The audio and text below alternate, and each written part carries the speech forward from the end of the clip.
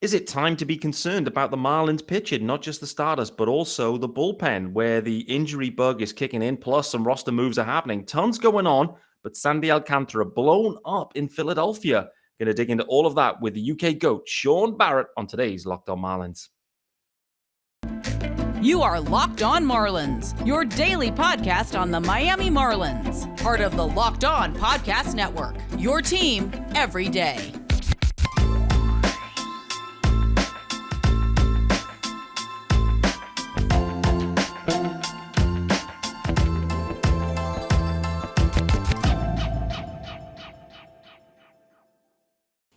Greetings from England and welcome to Locked On Marlins. This, of course, is your daily Marlins podcast. I'm your host, Peter Pratt. Hit me up on Twitter at @MiamiMarlins_UK. If you are listening to the pod, hit subscribe. It is your team every day. And yes, there is a YouTube channel. And yes, it is Locked On Marlins. And yes, you can subscribe there too. Head on over there and do it. Welcome to the Tuesday episode, guys. This is off the back of Sandy Alcantara being absolutely destroyed in Philadelphia. And the UK GOAT, Shaun Barrett, is in the house to join me. Shaun, how are we doing? Doing well, Pete. The pitching's starting to struggle already, isn't it? Mm-hmm. We talk all the time about you can't have enough arms, and it's a bit of a worry that we're starting to struggle already.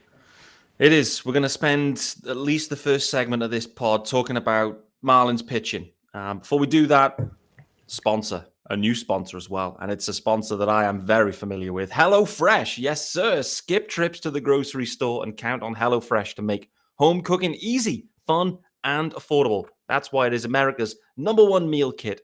Go to HelloFresh.com/MLB60 and use the code MLB60 for 60% off plus free shipping. Love it. Love HelloFresh are in the rotation here. Shaun, it's been an interesting 11 games, it's fair to say, where there's been walks, there's been injuries, there's been complete game shutouts, there's been strikeouts galore. There's been a lot going on here with this Marlins pitching staff just in general. So where's your head at right now, just in terms of what you've seen? We're just over 2 times through the rotation. Last time we spoke, it was first time through. So just where's your head at right now? Let's start with the starting rotation anyway. Yeah, I mean, last time we spoke about the idea of it being far too early. First time through the rotation, the walks were there for pretty much everyone. Yeah. And the second time through the rotation, there were some improvements. Of course, Sandy going a complete game. But across the rotation, there was a slight improvement. There were less walks. There couldn't have been more than we had in the first week. It was an historic rate. And with Sandy, we just saw Sandy we're not used to seeing. I mean, it wasn't the walks. He was getting hit. Everything was, the contact was there for the Phillies. And, I mean, there was some, let's call it luck. I mean, the home run that they hit off Sandy, I mean, that would have probably hit Acuna. It was that in and down. It was. I don't know how the guy hit it out. It was incredible. No. But yeah, no. To begin with, we can still say it's early, and with Sandy, if it was anyone other than Sandy, I'd say there might be a level of concern. But it's Sandy. We know what he does.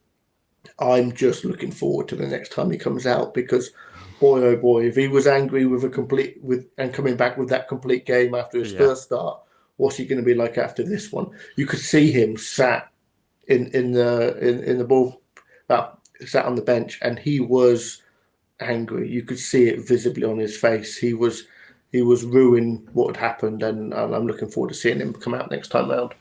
Yeah, I'm feeling sorry already for the Diamondbacks, no doubt. So look out, Diamondbacks. Jesus Luzardo has been a bright spot. Let's park him for a second. He's going this evening as well, and I actually think there's a real strong chance that Luzardo has another stunning outing, to be honest with you. But I want to talk about Edward Cabrera because for me, he's been the one that is most concerning thus far in many ways with Eddie, because it's been 2 starts that have looked pretty much identical. Like you said, the walks couldn't get any worse, but actually with Eddie, they got worse. 6 in the first and 7 walks in the second outing. I mean, what do the Marlins do here with Eddie? I mean, there was some talk about, hey, should we send him down and whatever, but for me, I was just looking and thinking, it feels a bit too early to be jumping to that kind of decision, also, who would you be bringing up from AAA? Like, who would you really legitimately, now Braxton Garrett's up, be bringing up? So, I don't know. Where's your head at with Eddie more generally at this point? Yeah, I mean, it's a case of they're kind of damned if they do and damned if they don't. I mean, they're in a position now, mainly because of Eddie's struggles, that they haven't got that depth of long man to come up and use as stuff, because they've had to use them in those starts. And it is a case of, like, Eddie's young and he's got the pedigree and he's got the talent. And yeah, the walks is just, it's strange. I mean, you saw Garrett come in and pitch well. He got hit about a bit, he spread the hits around, but he didn't walk. I think he walked one in his start, and I think it's a real clear, image of don't walk guys, and you can actually work your way around struggles. You walk as many as Eddie's been walking, you're done. You can't expect to be able to pitch well when you're walking guys left, right, and centre. I think the Marlins, as they are constructed at the moment, they've just got to keep throwing them out there. I think 100%. If it's another 5, 6, 7 walks next time out, then you're starting to think, is this actually something that's mentally wrong with him rather than physically wrong with him? And you just got to trust Mel, haven't you? At the end of the day, Mel's going to be looking at these starts. He's hopefully seeing what's happening with his mechanics, that he can't throw strikes, and they'll work on that. And I think it is a case of, it's not going to be his next start out, he's going to be lights out Eddie. I think it's going to be a slow transition towards being productive. But yeah, the Marlins at the moment, they've just got to ride through with it at the moment. Yeah, I mean, the concerning thing I must say is his next outing is going to be tomorrow against the Phillies on the road. And let's be totally honest, like the pitch mix isn't that dissimilar to Sandy Alcantara's. Like, there's some similarities there. It will look similar-ish, and so Sandy getting blown up, 9 earned runs for Sandy. That third inning was wild. The majority of it happening with, if not all of it, happening with 2 outs. And so just one of them innings where it just kept kind of snowballing and rolling, and it can happen, but I'm not overly optimistic about Edward Cabrera going in that game 3 and just flicking the switch and getting this Phillies offense tamed. So I think that's really intriguing. And then the decision then is, what do you do? But to your point, though, Shaun, and I completely agree, the Marlins have kind of backed themselves into a corner here with Edward Cabrera. I think it's going to be, if he's healthy, he's rolling, and he's going to be in the rotation. So we're then in a position where, okay, Sandy will be fine. He'll bounce back. We know that. Luzardo looks in good shape. Eddie's struggling. Brax is up in the 5th spot. Trevor had a decent last outing. It was one of those where it was, bookends of pain, but in between that was some really positive stuff from Trevor. But overall, I'd say as a rotation right now, 11 games in, it definitely doesn't look to be the strongest it's been versus other years. And I feel like if the rotation takes a step back for this Marlins team, we focus so much on the offense. If the rotation steps back, though, we're going to be in big trouble here. I don't know. What about you? Yeah, I mean, it is a case of having Pablo, having that stabilizing number 2, that unspectacular but reliable guy that's going to go there and give you a mid-3 ERA. Replacing that with Cueto, who obviously, let's ignore the fact that he looked bad when he was pitching and just work on the idea that he's injured so that he's not there. That's an immediate. You've gone from having Pablo to having nobody. You've got Garrett coming up, but we've spoken all off season about the idea of liking having him as the long man or the next man up.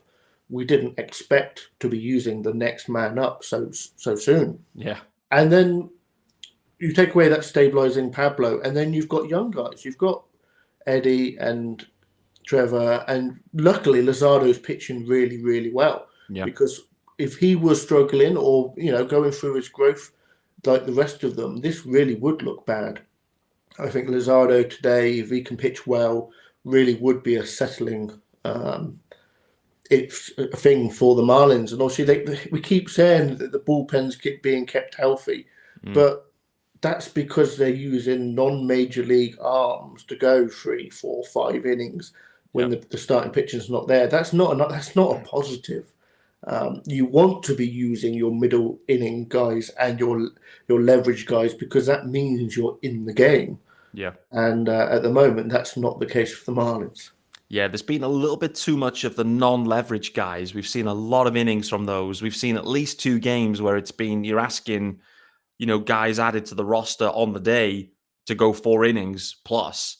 And that's not a good sign. We've seen Jacob Stallings throw in the 40-mile-an-hour slider already. And so these aren't positives. The back end of the pen actually looks nice. Like I'm feeling confident. I must say, Floro has kind of settled really nicely into that 8th inning again. He's looking really nice, Dylan Floro, right now. Puck, if there's a 9th inning to be had, it's Puck's right now. We're seeing that. What I did want to talk about after the ad, actually, is just the fact that the bullpen has been dinged slightly with a guy that I think has been impressive thus far with JT Chargois. Equally, the Marlins getting Devin Smeltzer up on the roster had to DFA Eli Villalobos, who's now been claimed by the Pirates. I'd never heard of Eli Villalobos before this offseason. I've now worked out how to say his name. So I'm pretty gutted, actually, that he's being claimed. And, from what we saw in the little clips, he looked handy. So we'll talk about that shortly. But one final thing on the rotation, though, Shaun. How nervous were you? I know you were watching live last night. I wasn't, but I know you were. How nervous were you when the training staff and Skip Schumacher walked out to Sandy Alcantara at one point? You had to be fearing the worst at that point. Yeah, they showed the replay pretty quickly. And I think to me, and I don't know, but the way that Sandy came off of the mound, it almost looked like maybe they thought there might be a leg issue. Mm-hmm. And you never want Sandy to be injured. We want to see Sandy go 30, 32 starts. But my instant thought was it's not an arm issue. So it wasn't the full go to the cliff top and panic. But the fact that they barely even got to the mound, it was almost like Mattingly trying to get him out of the game. It was like, no, go away. Yeah. I wasn't too concerned. But, anytime, the season is done, isn't it? Oh, the second that Sandy goes down, the season's done, and we're really panicking. So, there was a little bit of concern, to be honest. Yeah, well, Jazz said you got to give it 30 or 40 games before any panic is allowed. We're 11 games in here. We've had the Craig Mish yikes that's been dropped. We've also heard the term fire sale used in recent days as well. So, boy oh boy, the range of emotions here for us Marlins fans has been wild. But nevertheless, let's get into our first ad of the day. If you want some emotions, I've got just the thing for you guys, and it's our good friends over at this one. I've been talking about the last couple of days, couple of weeks maybe. And I really like this one. It's a new sponsor, and it's a revolutionary fantasy baseball game and marketplace transforming fans into owners with officially licensed digital cards featuring players from across all 30 Major League Baseball teams. Unlike other fantasy baseball platforms, So Rare managers truly own their fantasy experience, collecting, buying, selling, and competing with player cards against global opponents to win epic rewards. Win or lose, you still own your cards, and there's no cost to play. Plus, the more you win, the more you advance, collecting increasingly powerful cards and accessing next-level competitions and rewards. Yes, sir. The game weeks happen twice weekly and span a 3-4 day cycle. At the end of the game weeks, the managers who rank at the top or near top of the leaderboards win a variety of rewards, which can include So Rare scarcity cards, game tickets, merchandise, signed jerseys, and VIP experiences like meeting MLB stars like Avi Garcia. Prizes may vary depending on the competition. So, what have you got to do? Head to sorare.com/lockedon. That's spelled SORARE, sorare.com, to draft your team of free player cards, set your lineup, and start competing today to win epic rewards. Again, that's sorare.com/lockedon to start playing today. What do you think about that one then, Shaun? That sounds right up your street, I've got to be honest. Ideally, I'd like to meet somebody other than Avi, but otherwise, that sounds positive. That wasn't actually in the script. I just thought I'd throw it in there. It's possible that the that the guys from So Rare may DM me and go, hey Pete, by the way, you need to adjust this ad read because Avicel is not in the copy and he's not part of this program. But anyway, it's all in jest. We will talk about Avi Garcia actually in segment 3. But in this part, I just wanted to transition into the bullpen, mate. JT Chargois going down onto the IL, which for me was a big blow, I think, for this Marlins pen. Chargois, I think, has shown a lot actually once the regular season started. Skip Schumacher was speaking really highly of him as well. And going down with an oblique injury does not sound good. This sounds like a 2-month situation. George Soriano, the corresponding move on that one, but big blow, I think, here for the Marlins losing JT Chargois this early on. Yeah, absolutely. I mean, they used him enough, didn't they? He was coming into a lot of games. And the key thing for me from him, specifically with a reliever as well, no walks. I think the fact that he came in and he was throwing strikes, and again, that's how you get clean innings for relievers as well, especially. It's the worst thing in the world to be in a close, good game, and a reliever comes in and you get a leadoff walk, because leadoff walks are a killer. So for him to be down now is a shame, and obliques.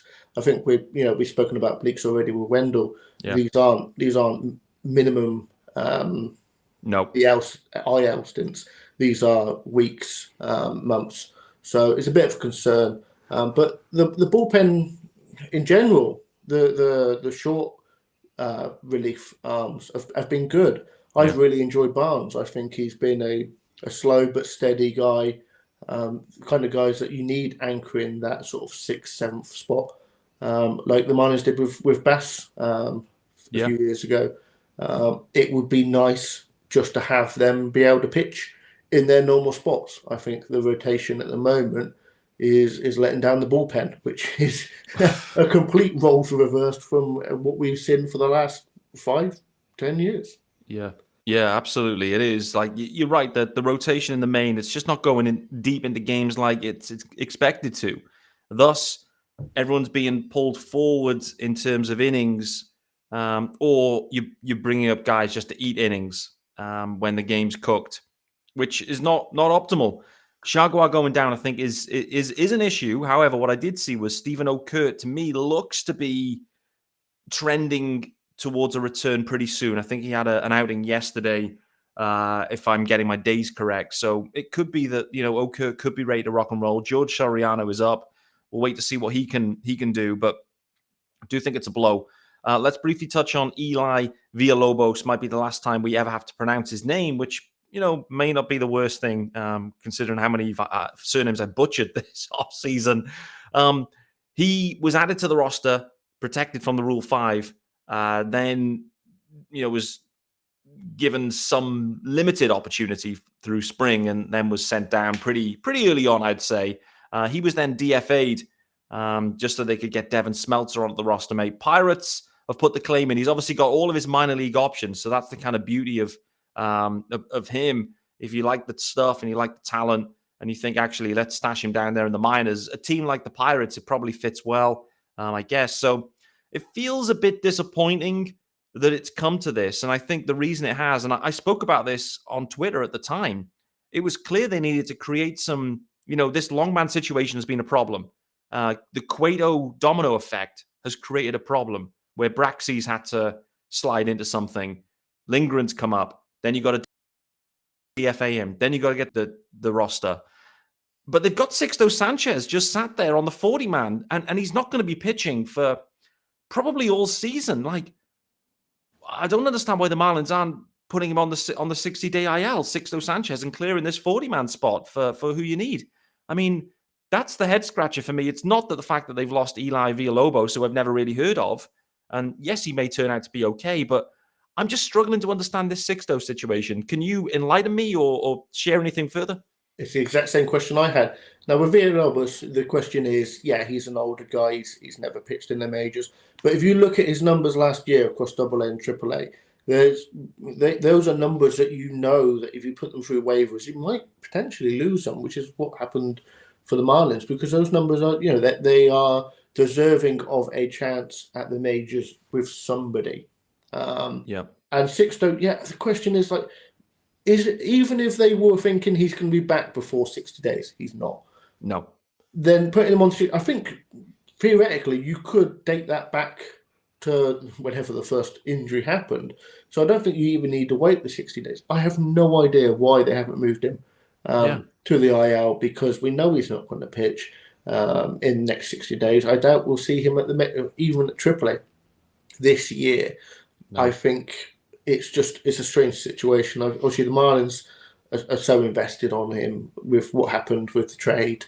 I get it, but he is now costing the team again by keeping him on the 40-man roster, and it makes zero sense. Didn't make any sense to me. None. It was something I said the other day. It was like when they were trying to work out how to get another arm on. It was just, you're going to have to DFA Lindgren, and you're going to have to move Sixto to the 60-day, and that clears a couple of spots for you for what you need. I was thinking they were going to try and get Iglesias onto the roster. That's what I was thinking at the time.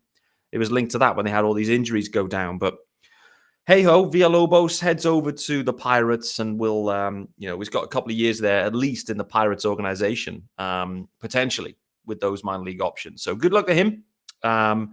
Let's do our final ads. And then I also want to talk about some of the offensive guys. Carrying on the injury theme, Avisail Garcia has tweaked a hammy. Equally, I want to talk to you about Cooper Loop, absolutely going bananas. Luis Arias hitting 500 as we speak right now. And Jazz Chisholm Jr. back in the leadoff spot and delivering there in that spot too. Before we do that though, guys, this episode is brought to you by our good friends over at FanDuel. And yes, they have graphics. Yes. So those watching will now see them. Those listening are wondering why the hell I'm stalling. It's because I was trying to find them. But grand slams, no-hitters, and double plays are back. Boy, oh boy, who's written this copy? Trying to stitch me up here.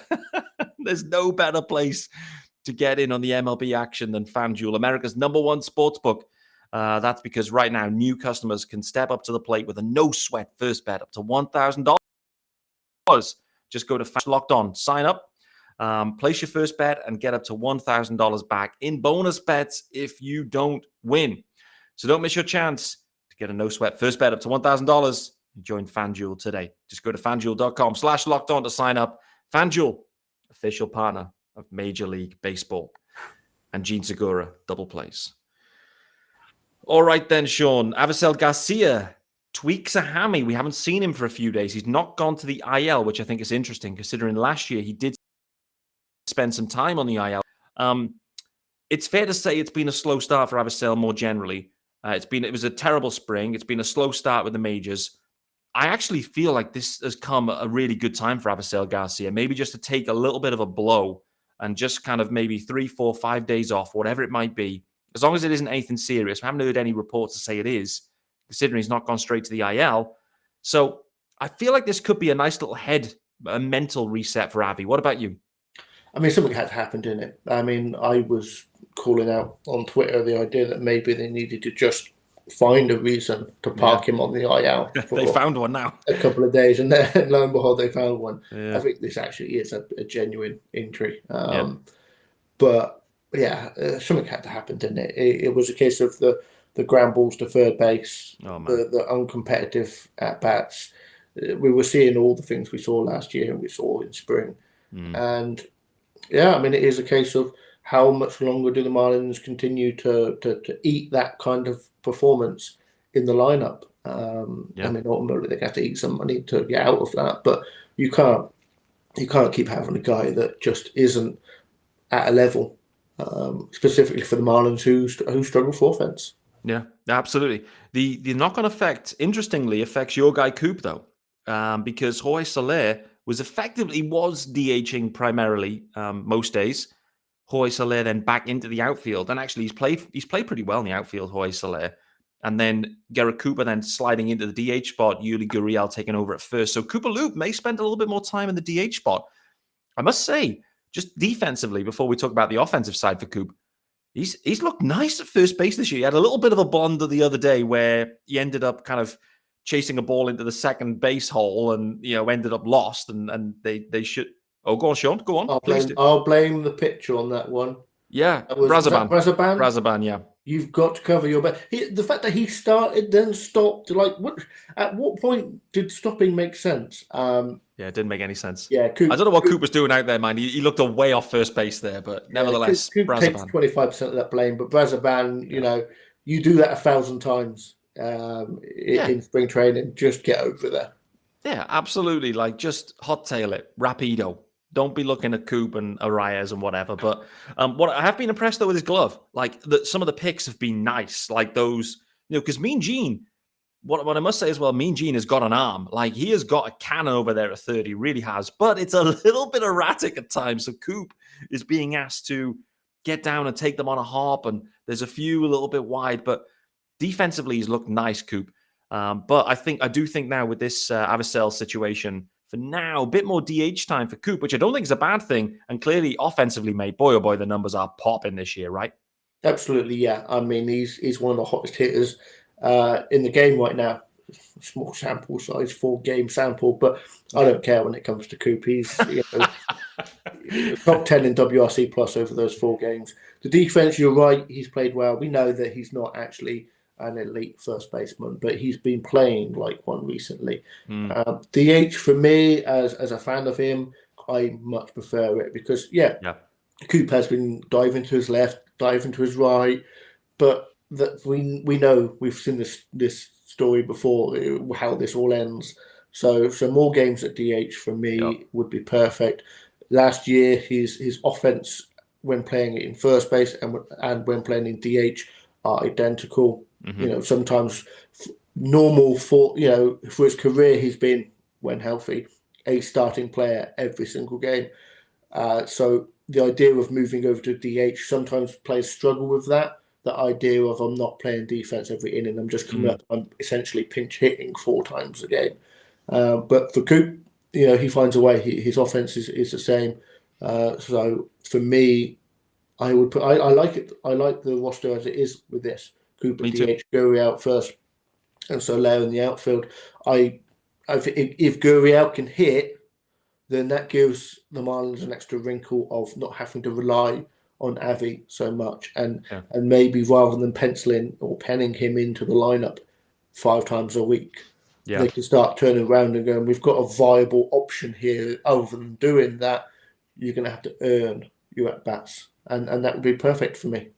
Absolutely. I honestly, with Avi going down, it's given the Marlins the freedom to actually put some other players in, see some other, lineups, construct some other lineups. And actually, the consensus on Twitter is the lineup is actually looking nice. Once Avi's out there and the balance feels great.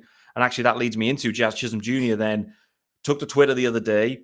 He's been hitting in the cleanup spot, but he vocally on Twitter called out to say, listen, I'm not a cleanup hitter, guys. I'm not a prototypical cleanup hitter. We all know that. And lo and behold, he's then bumped up back to the leadoff spot. One of the first things he does was steal a couple of bags straight away, which is great to see.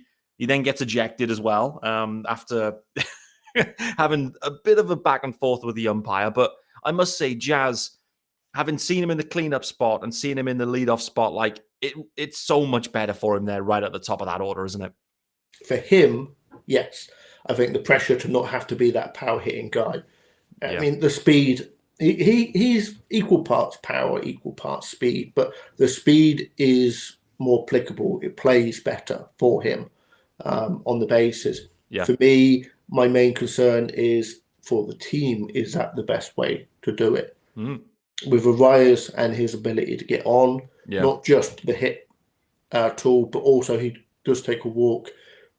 Jazz is near a 300 on base player for his career, and for me, that's not a leadoff spot. That's not the way to construct a lineup.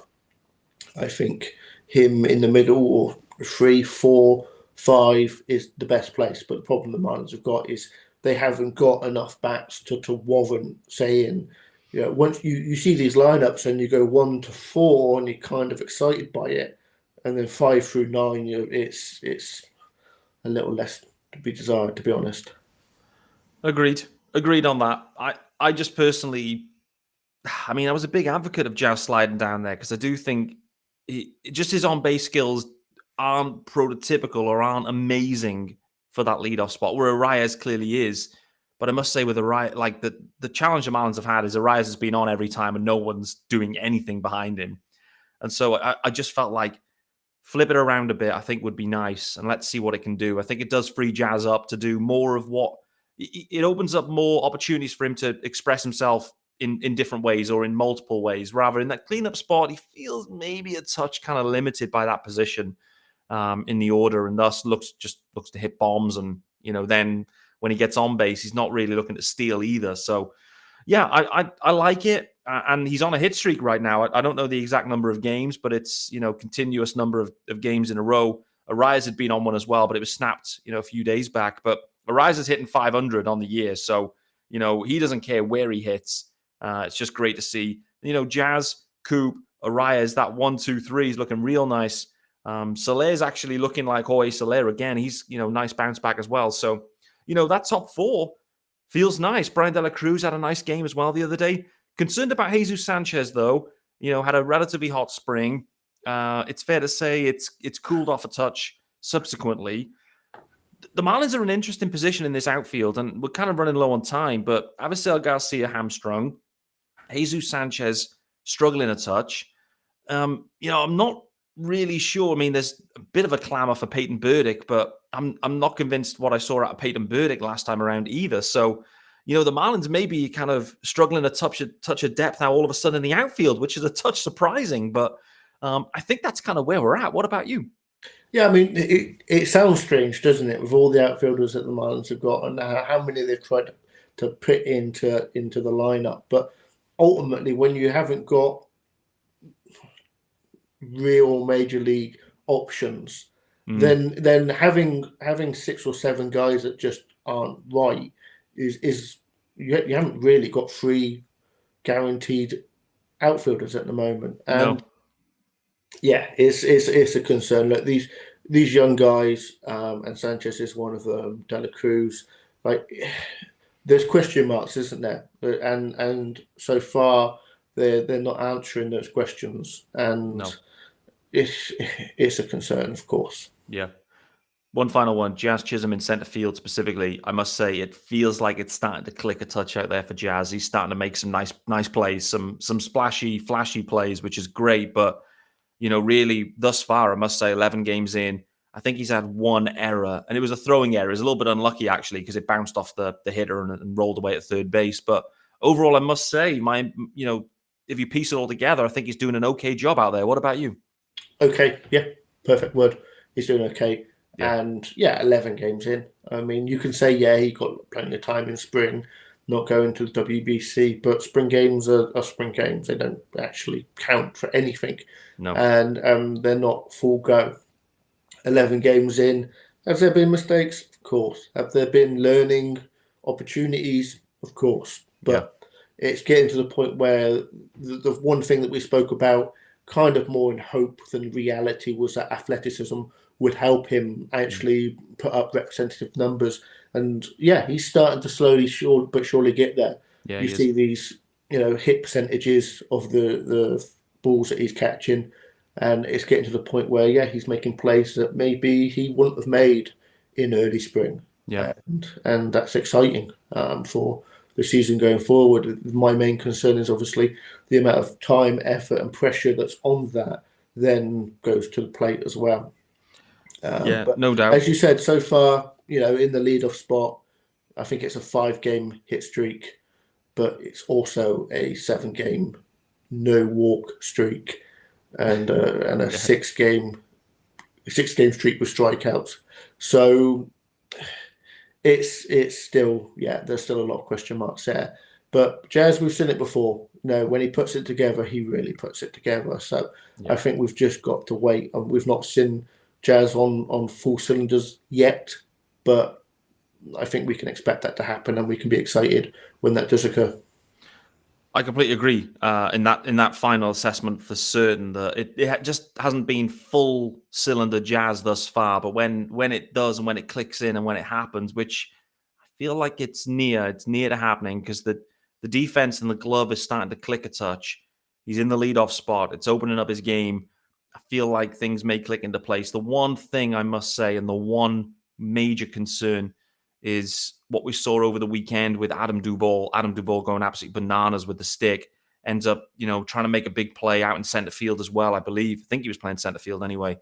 Slides in, gets his kind of glove trapped, ends up breaking his wrist and whatever. And, this is the big concern with Jazz and, trying to make all of these big, high speed, high impact diving plays. Like, it's risky out there too. So don't want to, get everyone feeling panicked or whatever. But just that Adam Duvall situation reminded me of that possibility. And, we hope that doesn't happen for Jazz. He's clearly determined this year to play pretty much every day. We've seen that from him directly on Twitter. So, we hope that's the case. Shaun, one final one, then we'll get out of here. 2 more games against the Phils. It's against the top 2, the 1-2 punch of the Phils, Aaron Nola, Zach Wheeler, Jesus Luzardo going up, then Edward Cabrera. Listen, if the Marlins drop these next 2, which is possible, obviously, on the road, to be 4-9 at that point, which would be a little bit concerning, I would say, if they do drop the 4-9 at this point. I think if they do nick one of the 2, and you end up, what's that going to be, 5-8? I don't know, 4-9 does feel a touch concerning at this point. What about you? It seems crazy, doesn't it, this early into the season to be thinking about that. But we've seen before the Marlins' inability to string together large winning streaks. So large losing streaks always are a concern. I think with Jesus on the mound today, I think that's a good opportunity to get a win. You say Nola being that 1-2 punch for the Phillies hasn't looked great so far this season. So it's an opportunity for the Marlins bats to get hot. I think, if they can nick one of these 2 remaining games, you can sort of not be too concerned. But 2 losses, then it's not time to panic, but you're certainly looking to break glass. You're looking to get close to that buzzer. Hopefully we can get a win tonight. Yeah, for sure. We have to remember too, like, just who the Marlins are playing. Like, you're on the road against the Phils. They were in the World Series last year. You've been on the road against the Mets. They won 100 games last year. Like, the NL East is full of good teams. And the way the schedule's worked, they're playing a ton of the NL East. They play less overall. So for the rest of the year, it'll be less of the East. And you hope that the Marlins can kind of really string some stuff together when they're kind of out of the division, which I think would be useful. That's going to wrap us up. We've gone way long. I did say to Shaun that was expected. He said, keep asking questions. I'll keep answering them. And he has, with aplomb. Stunning appearance again from the UK GOAT. Thanks for making Locked On Marlins your first listen of the day, if it is. But if not, just thank you for joining us. It's been a pleasure. Tuesday's episode is in the books. Be back tomorrow. On Wednesday, there's a UK-friendly game, so it may be a post-game after Edward Cabrera. Hopefully, Edward Cabrera absolutely lays it down to the Phils and the Marlins get a win. But likely tomorrow's episode will be after the game with immediate reaction. And we'll see you then.